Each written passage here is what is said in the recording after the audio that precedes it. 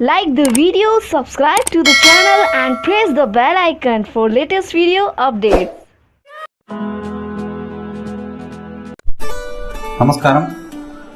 നമ്മളിന്ന് ചർച്ച ചെയ്യാൻ പോകുന്നത് കേരള ചരിത്രത്തിലെ നവോത്ഥാന നായകൻ ചട്ടമ്പി സ്വാമികളെ കുറിച്ചിട്ടാണ് നമ്മളിന്ന് ചർച്ച ചെയ്യുന്നത്. കഴിഞ്ഞ ക്ലാസ്സിൽ നമ്മൾ മറ്റു നവോത്ഥാന നായകരെ കുറിച്ച് നമ്മൾ പഠിച്ചു. തൈക്കാട് അയ്യ, വൈകുണ്ഠ സ്വാമികൾ തുടങ്ങിയവരെ കുറിച്ച് നമ്മൾ പഠിച്ചു. വരുന്ന ക്ലാസ്സുകളിൽ നമ്മൾ ഇത് തുടരും.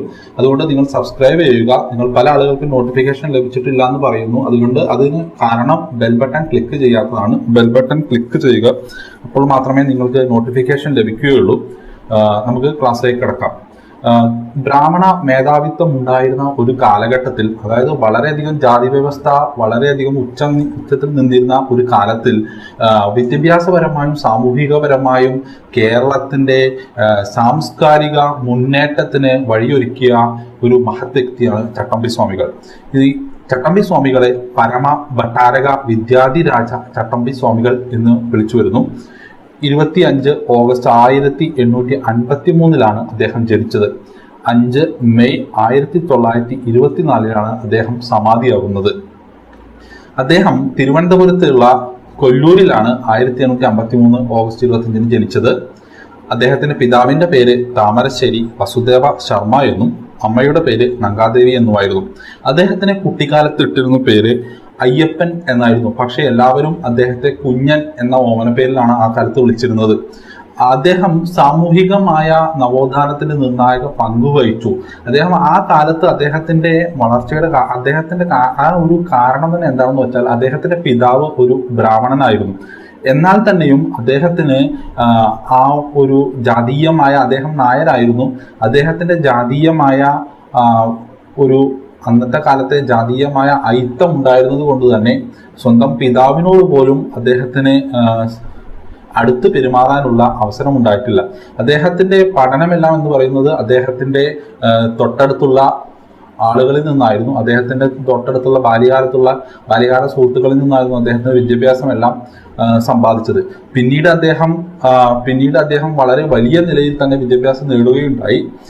അദ്ദേഹം സ്ത്രീ പുരുഷ സമത്വ വാദത്തിന് വേണ്ടിയിട്ടും സാർവത്രിക വിദ്യാഭ്യാസത്തിനുള്ള ആഹ്വാനം, വർണ്ണാശ്രമ വ്യവസ്ഥയുടെ നിഷേധം തുടങ്ങിയ കാര്യങ്ങളെല്ലാം കേരള സമൂഹത്തിലേക്ക് അങ്ങനെ ഒരു ഐഡിയ അദ്ദേഹമാണ് ഉണ്ടാക്കിയെടുത്തത്. അതായത് മതപുരാണങ്ങളെയും ആചാരങ്ങളുടെയും യുക്തിയുടെ വെളിച്ചത്തിലെല്ലാം ആണ് അദ്ദേഹം സമീപിച്ചിരുന്നത്. വെറുതെ പറയുകയല്ല, മതത്തിന്റെ അല്ലെങ്കിൽ ആചാരപരമായ വേദങ്ങളുടെ എല്ലാം അടിസ്ഥാനത്തിൽ എങ്ങനെയാണ് ഈ അയിത്തം എന്ന ഒരു ദുരാചാരം അല്ലെങ്കിൽ അയിത്തം എന്ന ദുരാചാരത്തെ എങ്ങനെ ഇല്ലാതാക്കാം, അല്ലെങ്കിൽ അതിന്റെ സാമൂഹികമായ ഉണ്ടാക്കിയ ഭവിഷ്യത്തുകൾ എന്തൊക്കെയാണ് എന്നെല്ലാം അദ്ദേഹം വളരെ വ്യക്തമായി തന്നെ ജനസമൂഹത്തെ ബോധ്യപ്പെടുത്താൻ വേണ്ടി വളരെയധികം ശ്രമിച്ചിട്ടുണ്ട്.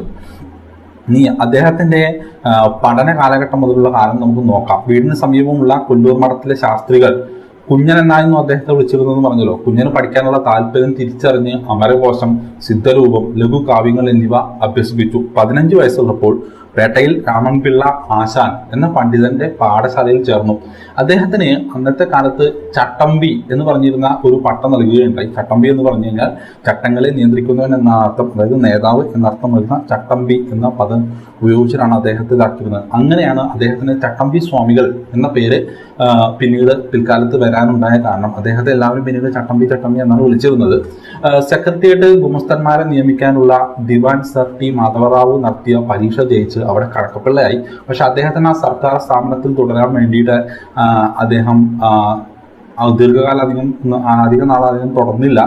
അദ്ദേഹം എന്ത് ചെയ്തു? ആ സർക്കാർ ജോലി ഉപേക്ഷിച്ചിട്ടുകൊണ്ട് രാമൻപിള്ള ആശാന്റെ നേതൃത്വത്തിലുള്ള ജ്ഞാന പ്രജാഗരം എന്ന സാംസ്കാരിക സംഘത്തിലെ അംഗമായി. അദ്ദേഹത്തിന് വളരെയധികം മാറ്റങ്ങളുണ്ടായ ഒരു കാലഘട്ടമായിരുന്നു അത്. അദ്ദേഹത്തിന് വളരെയധികം വലിയ വ്യക്തികളുമായി സംവദിക്കാനുള്ള അവസരം ഉണ്ടായി. അങ്ങനെയാണ് അദ്ദേഹം ധാരാളം പുസ്തകങ്ങളെല്ലാം എഴുതുന്നത്. അദ്ദേഹത്തിന് വേറൊരു പ്രത്യേകത എന്താണെന്ന് വെച്ചാൽ, മറ്റു മതങ്ങളിലെ ബുക്കുകളെല്ലാം അല്ലെങ്കിൽ മറ്റു മതങ്ങളുടെ വിശേഷ ഗ്രന്ഥങ്ങളെല്ലാം അദ്ദേഹത്തിന് മനഃപ്പാഠമായിരുന്നു. ബൈബിളും ഖുറാനും സൂക്തങ്ങളെല്ലാം അദ്ദേഹത്തിന് വളരെ മനഃപ്പാഠമായിരുന്നു. അദ്ദേഹത്തിന് എല്ലാവിധ മതവിഭാഗങ്ങളെയും ഒരുപോലെ തന്നെ അദ്ദേഹം പഠിച്ചു മനസ്സിലാക്കിയതിന് ശേഷമാണ് സാംസ്കാരിക പ്രവർത്തനങ്ങളിലേക്ക് അദ്ദേഹം ഇറങ്ങുന്നത്. ഇനി അദ്ദേഹം പല ജോലികളും ചെയ്തിട്ടുണ്ട്. അതായത് സിമെന്റും മണ്ണും അല്ലെങ്കിൽ മണ്ണും ഇഷ്ടികയും എല്ലാം ചുമക്കുന്ന ജോലി മുതൽ അദ്ദേഹം നമ്മൾ നേരത്തെ പറഞ്ഞല്ലോ സർക്കാർ ഉദ്യോഗം വരെ ചെയ്തു.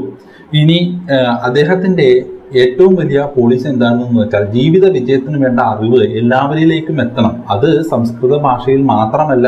ഇന്നത്തെ കാലത്ത് സംസ്കൃത ഭാഷയ്ക്ക് ഏറ്റവും വലിയ മുൻതൂക്കം നൽകിയിരുന്ന ആ കാലഘട്ടത്തിൽ സംസ്കൃത ഭാഷയിലല്ല, ശരിയായ മലയാളത്തിൽ തന്നെയാണ് സാധാരണക്കാർക്ക് കൂടി മനസ്സിലാകുന്ന മലയാള ഭാഷയിൽ തന്നെയാണ് മറ്റുള്ളവർക്ക് വേണ്ടി എത്തിപ്പെടേണ്ടത് എന്ന് അദ്ദേഹം വാദിച്ചിരുന്ന ഒരു വ്യക്തിയാണ്. അതുകൊണ്ട് തന്നെ അദ്ദേഹത്തിന്റെ ബുക്കുകളെല്ലാം മലയാളത്തിലാണ്, ഗ്രന്ഥങ്ങളെല്ലാം ആദ്യം മലയാളത്തിൽ ലഭ്യമാക്കുന്നത്. അന്നത്തെ എല്ലാ സാമൂഹിക വ്യവസ്ഥകളെ കുറിച്ചും ജനങ്ങളെ ബോധവൽക്കരിക്കാൻ വേണ്ടി അദ്ദേഹം മലയാളത്തിൽ തന്നെയാണ് പുസ്തകങ്ങളെല്ലാം എഴുതിയുണ്ടാക്കിയിരുന്നത്. ഇനി അദ്ദേഹത്തിന്റെ പ്രധാന കൃതികൾ ഏതൊക്കെയാണെന്ന് നോക്കാം.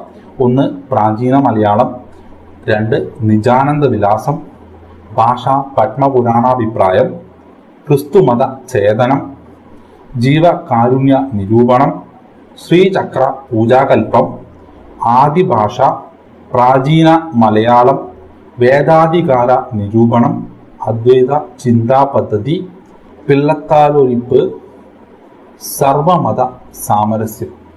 ഇതൊക്കെയായിരുന്നു അദ്ദേഹത്തിന്റെ ഗ്രന്ഥങ്ങൾ അല്ലെങ്കിൽ പ്രധാന കൃതികൾ എന്ന് പറയുന്നത്. നമുക്ക് ഒന്നുകൂടി നോക്കാം.